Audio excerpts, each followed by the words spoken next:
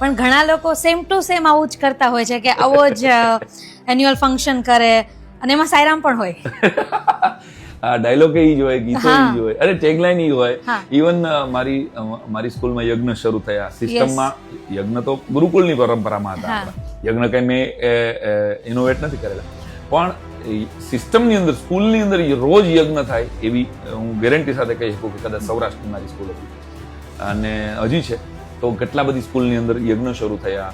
અમે જે દિવસો ઉજવીએ એ દિવસો એ વીક ઉજવીએ.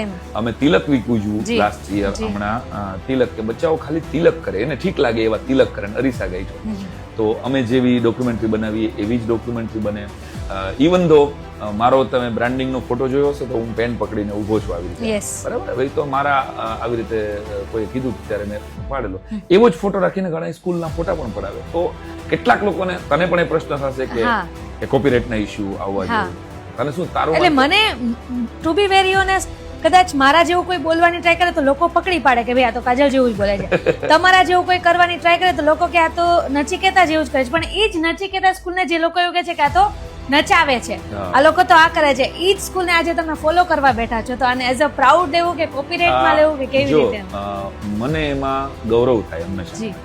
મારા જે મિત્રોએ આ પરંપરાને અપનાવી, અથવા તો જેને એમ લાગે છે કે ભાઈ છોકરાઓ ડાન્સ કરીને જો એક્ઝામ દેવા જાય તો રિઝલ્ટ સારું. મારી સ્કૂલમાં આવ્યું છે 10 વર્ષથી, એનો મારી પાસે અત્યારે આંકડાઓ છે. 10 વર્ષ પછી હું આ વાતને જાહેરમાં કહું છું કે જે પ્રયોગો, કારણ કે કોઈ પણ પ્રયોગને પાકતા 10 વર્ષ લાગે, એટલે 10 વર્ષ પછી આવા પોડકાસ્ટમાં બેઠા છીએ આપણે. જે કોઈ સંચાલક મિત્રો, જે કોઈ સ્કૂલ એન્યુઅલ ફંક્શન કરે છે, મારી સ્કૂલની એક્ટિવિટી સીધી કોપી મારે છે, તો આફ્ટર ઓલ ફાયદો તો મારા બાળકને થાય છે, ગુજરાતના બાળકને થાય છે. તો હું એવો સંકુચિત નથી કે મારી સ્કૂલમાં ફી ભરે ને એને જ ફાયદો થવો જોઈએ. એ ક્યાંય પણ સારી ઈબાને સંચાલક જો એ દિશામાં પ્રેરણા છે તો ક્યારેક એ મારી મૂળ વાતથી અને મારી વાતથી મારી એકલાની થોડી છે. આમાં પ્રયોગો મારા છે, બાકી એ વાત તો ગીજુભાઈ, એ તો મૂળભૂત કેળવણીની, બુનિયાદી કેળવણીની ગાંધીજીએ જે વાત કરી, મહર્ષિ અરવિંદે જે વાત કરી, સ્વામી વિવેકાનંદે જે કેળવણીની હિમાયત કરી, SN નીલે જે કેળવણીની હિમાયત કરી, આ બધાનો મેં એક ગુલદસ્તો બનાવ્યો.